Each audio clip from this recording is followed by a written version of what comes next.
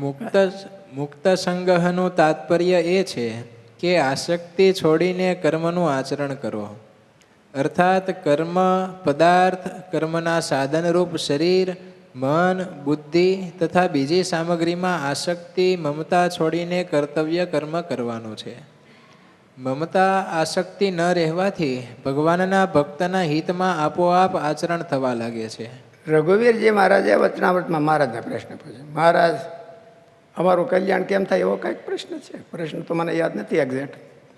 એટલે મહારાજે એને જવાબ દીધો કે ઘર, કુટુંબ, દેહ, પરિવાર બધાને એમ ભગવાનની સેવામાં જોડી દેવું, એટલે એમ થાય, એમ કરે તો કલ્યાણ થાય.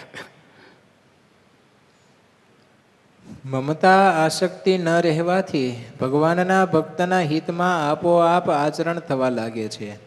અને જ્યારે કર્તવ્ય કર્મ ઉપરામ પામે છે ત્યારે આપોઆપ પરમાત્મામાં નિર્વિકલ્પપણે સ્થિતિ થઈ જાય છે.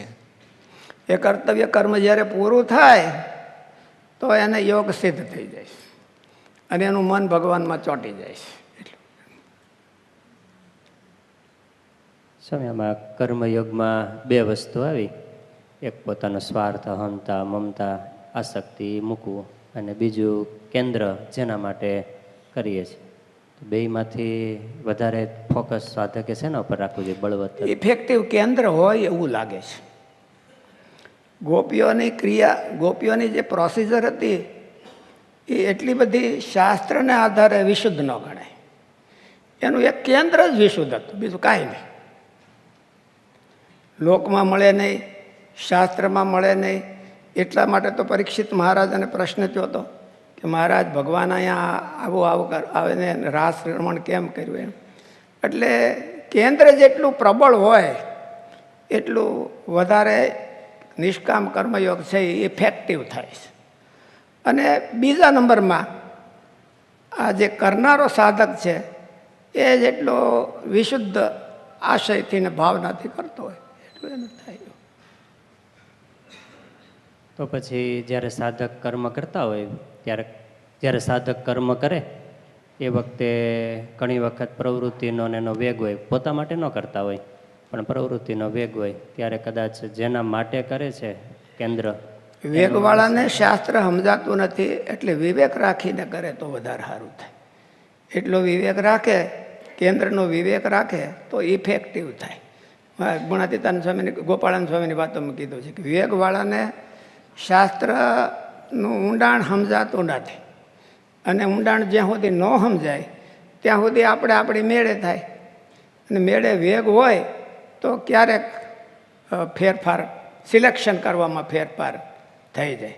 એટલે સિલેક્શન ચાલુ રાખવું અને જરૂર એને તપાસ, કોઈ સાચા પ્રમાણિક ભક્તો હોય એનો આધાર લેવો અને એને કેન્દ્રનું પણ વિવેક તો રાખવો જોઈએ.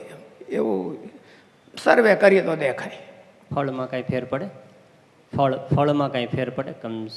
ફળમાં તો કેન્દ્ર વિના, કેન્દ્ર હોય એવું જ ફળ મળે છે. પુરુષાર્થ કરે એવું ફળ ન મળે. આપણે ઘણી વખત કહીએ છીએ કે કર્ણ અર્જુન કરતાં પણ વધારે પુરુષાર્થી હતા, અને એણે દુર્યોધનને કેન્દ્ર તરીકે પસંદ કર્યા, અને અર્જુન એના કરતાં 1 ડિગ્રી ઓછા હતા. એણે શ્રી કૃષ્ણ ભગવાનને કેન્દ્ર તરીકે પસંદ કર્યા. તો બેને ફળમાં આકાશ પાતાળનો ફેર આવ્યો છે. એટલું જ. કેન્દ્ર તો ભગવાન જ હોય, પણ વેગમાં નિષ્કામ કર્મયોગ કરતા હોય અને કેન્દ્ર છે એ થોડુંક આમ ગૌણ થઈ જતું હોય તો શું ગૌણ થઈ જાય? કેન્દ્ર છે એમાં ભાવના જે રહેવી જોઈએ એ કર્મમાં વેગ હોવાથી ગૌણ થઈ જતી હોય તો ફળમાં કાંઈ ફેર પડે? કેન્દ્રમાં એક ભગવાન જ હોય એવું નહીં, ભગવાન ને ભગવાનના સત્પુરુષો બે હોય છે કેન્દ્રમાં. મહારાજ વખતે અને મહારાજ પછી, મહારાજ ધામમાં ગયા પછી, માનો દાખલા તરીકે જૂનાગઢમાં ગુણાતીતાનંદ સ્વામી હતા, વરતાલમાં ગોપાળાનંદ સ્વામી હતા, નિષ્કુળાનંદ સ્વામી હતા, એ બધા મોટા પુરુષો હતા. તો ત્યારે તો મહારાજ પ્રત્યક્ષ એમ કે મનુષ્ય રૂપે નહોતા, પણ આ મોટા પુરુષો જ હતા. તો ગુણાતીતાનંદ સ્વામીની પાછળ પણ જે બાળ મુકુંદ સ્વામી, યોગેશ્વરદાસ સ્વામી, આપણે મહાપુરદાસ સ્વામી, એ બધા કેવા ભગવાન જેવા પ્રતાપી થયા હતા એમ, ભગવાન જેવા એમ કે મોટા નંદ સંતોથી જરાય ઓછા ન ગણાય એવા થઈ ગયા હતા. એટલે એ વિશુદ્ધ પાત્ર એને સ્વામી જેવું મળ્યું હોય કે ગોપાળાનંદ સ્વામી જેવું પાત્ર મળ્યું હોય અને એને આધારે ભલે પછી તો એ પાત્રો જ આપણને મહારાજ સિવાય બીજું કાંઈ આવવાનું નથી કેન્દ્રમાં. એ એનો સહજ ધર્મ છે. એટલે મહારાજ હોય ત્યારે તો મહારાજ કેન્દ્રમાં હોય અને પછી પણ હોય, પણ એ પાત્રો એવા પાત્રોની સહાય લેવાય કે જે આપણને મહારાજ જ કેન્દ્રમાં રાખે છે. એટલે ગુણાતીતાન સામે કીધું ને કે પોતામાં જોડે તે અશાંત અને મહારાજમાં જોડે તે શાંત. એટલે ટૂંકી જ બહુ વ્યાખ્યા આપી દીધી. તમે કલ્યાણ નિર્ણયની આપ વાત કરો છો તો મુમુક્ષુ હોય, સાચા મુમુક્ષુ હોય ને ખોટામાં જોડાઈ ગયા હોય તો ભગવાન ક્યારે એને હેલ્પ કરે? ભગવાન ક્યારે એને મદદ કરે? કે ભગવાન કે એમાં રોલ ભગવાન કોઈ દી એને ભગવાન તો એ જ કરવા બેઠા, ઓલું મદદ કરવા બેઠા છે, પણ એને વિવેક આવે ત્યારે કરે. એને કાંઈ ખાચા ખોટા પાત્રનો વિવેક તો આવવો જોઈએ. એટલે ભગવાન તો મદદ કરવા જ બેઠા છે, બધા મદદ કરવા બેઠા છે, પણ એને જ્યારે વિવેક ઉદય થાય કે આમાં કંઈ સાચું હોતે હોય છે ને ખોટું હોતે હોય છે, તો એને વિવેક આવે તો એને ભગવાન મદદ કરે થોડુંક એવું દેખાય. નહીં તો ગમે તેમ કરે તો એ ભગવાનને બાણે ઊભા હોય તો એને મદદ નથી કરી શકતા. જ્યાં સુધી એને મનમાં ન જાગે ત્યાં સુધી નથી કરી શકતા. સ્વામી, તો આપણે માવા ભગત ને એવા બધા ઘણા ભગત છે, એને પ્રદક્ષિણા કરતા હતા અને પછી મુક્તાનંદ સ્વામી એને થયું. કોકને આકાશવાણી પણ ભગવાન થ્રુ કહે છે, તો એ ભગવાન ક્યારે એ હેલ્પ કરે? એના પૂર્વ અતિ શુદ્ધ મુમુક્ષુ હોય અને એ અતિ શ્રેષ્ઠ તત્વને શોધવાની એના હૃદયમાં ભૂખ હોય. ઊંચું મળે તો શ્રેષ્ઠ શોધવાની એના મનમાં જીવમાં ભૂખ પડી હોય, એટલે પછી ભગવાન એને ભૂખ પૂરી કરે. પણ આને તો અહીંયા કોઈ આપવા જાય તો મારી પાસે ઘરે એમ ન હોય એટલે ન કરે. એને કોઈક મોટું ક્યાંક આનું વિશુદ્ધ આપવા જાય તો કે ના હવે હું ધરાઈ ગયો, મારી પાસે જરૂર નહીં, એટલે એને ન કરે મદદ. પણ એને મનમાં ભૂખ હોય ને મુમુક્ષુતા હોય ને શોધન વચ્ચે ચાલુ હોય અને જીવમાં ચાલુ હોય તો એ તડપણ હોય તો એને ભગવાન મદદ કરે કે જો અહીંયા છે આવું છે. જ્યારે કર્તવ્ય કર્મ ઉપરામ પામે છે ત્યારે આપોઆપ પરમાત્મામાં નિર્વિકલ્પપણે સ્થિતિ થઈ જાય છે. જેમ લોભી વ્યાપારી આખો દિવસ નફા માટે વ્યાપાર કરે છે અને જ્યારે સાંજે વ્યાપાર પૂરો કરે કે તુરત નગદ નફામાં નિમગ્ન થઈ જાય છે, માટે તેની સાધના નિરંતર ચાલુ રહે છે, વિરામ પામતી નથી. મનુષ્યનો ઘણું કરીને એવો સ્વભાવ થઈ ગયો છે કે જેમાં તેને પોતાનો વ્યક્તિગત સ્વાર્થ દેખાઈ આવે તે કર્મને તે ઘણી જ તત્પરતાપૂર્વક કરે છે, પરંતુ તે જ કર્મ તેને માટે બંધનરૂપ બને છે. આથી આ બંધનથી છૂટવા માટે તેણે કર્મયોગ અર્થાત નિષ્કામ સેવા યોગ કરવાની ઘણી આવશ્યકતા છે. નિષ્કામ સેવા યોગમાં બધી જ ક્રિયાઓ બીજાને માટે કરવાની હોય છે, પોતાને માટે નહીં.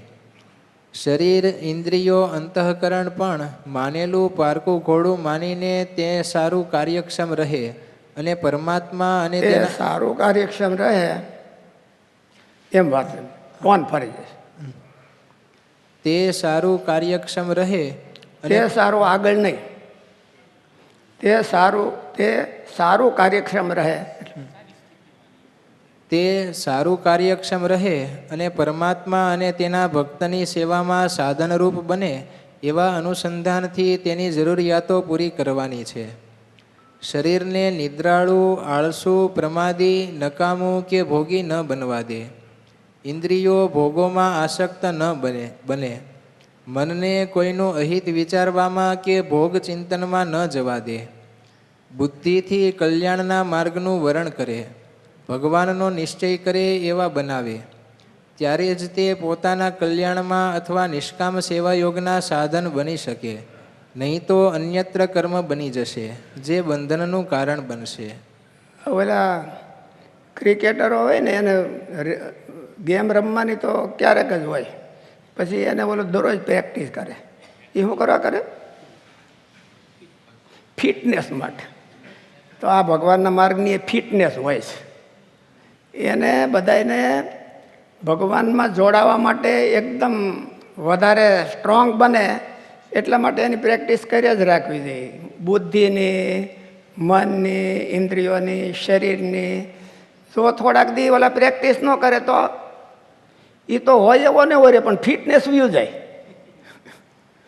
એટલે માણસ જો આ પ્રેક્ટિસ ન કરે, ગુણાતીતાન સ્વામી કહે કે ફિરંગી છે એ બહુ ઓલું કરાવે છે, કવાયત કરાવે, એટલે એની જે ટુકડી હોય એ બહુ ત્યારે ગણાતી. એમ પ્રશ્ન ઉત્તર, વાંચન, કથા, વાર્તા એનો જેટલો વધારે મનમાં જોગ રાખે એટલું એને ફિટનેસ વધારે આવતો જાય. અને ફિટનેસ વધારે આવતો જાય એટલો નિષ્કામ સેવા યોગ છે એ દ્રઢ થતો જાય.